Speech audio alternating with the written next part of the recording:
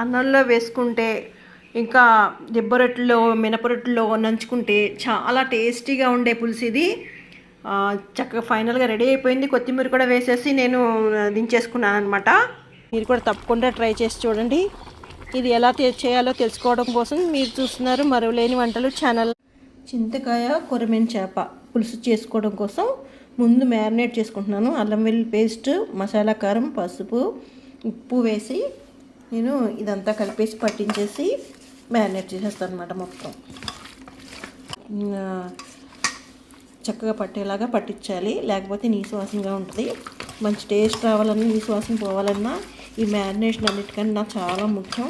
నేను నా ప్రతి వీడియోలో చూపిస్తున్నాను. ఇలా చేసుకోండి, చాలా బాగుంటుంది. ఇప్పుడు ఈ చింతకాయల్ని శుభ్రంగా కడిగి మునిగేలాగా వాటర్ వేసి స్టవ్ ఆన్ చేసి పెట్టాను.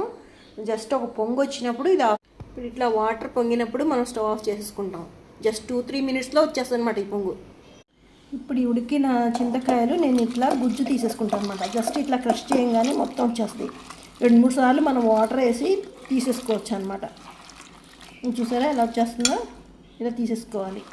ఇప్పుడు చూసారా ఇలా మొత్తం స్ట్రెయినర్తో ఇలా తీసేసుకున్నాము. ఇందులో ఏం లేదు, తుక్కే ఉంది, మొత్తం ఇది వచ్చేసింది అనమాట. ఇప్పుడు ముందు మ్యారినేట్ చేసి పెట్టుకున్న ఫిష్లో ఆయిల్ వేసాను. ఇదిగో ఆయిల్ ఉంది కదా, ఆయిల్ మొత్తం ఎంత కావాలో ఆయిల్ వేసాను. ఇవి వెట్ గ్రైండర్లో వేసి తీసుకొచ్చాను. నూరగలా ఉంటుంది, లేకపోతే మిక్సీలో వేస్తే అని చెప్పేసి కొంచెం మళ్ళీ మామూలు పచ్చికారం వేసాను, కలర్ బాగుంటుందని. ముందు మనం మసాలా కారం పట్టించాము. కొంచెం పసుపు, ఉప్పు వేసి కరివేపాకు ముక్కలకి పట్టేలా కలిపేసి, ఇది చాలా సింపుల్గా చేసుకునే పులుసు అనమాట, కానీ చాలా టేస్టీగా ఉంటుంది. ఇప్పుడు ఇది ఇందులో వేసేస్తాం అనమాట. ఈ మొత్తం మనం తీసుకున్న రసం మొత్తం ఇందులో వేసేస్తాం. వేసేసి పొయ్యి పెట్టేసేవే మొత్తం చేప ముక్క ఉడికేదాకా.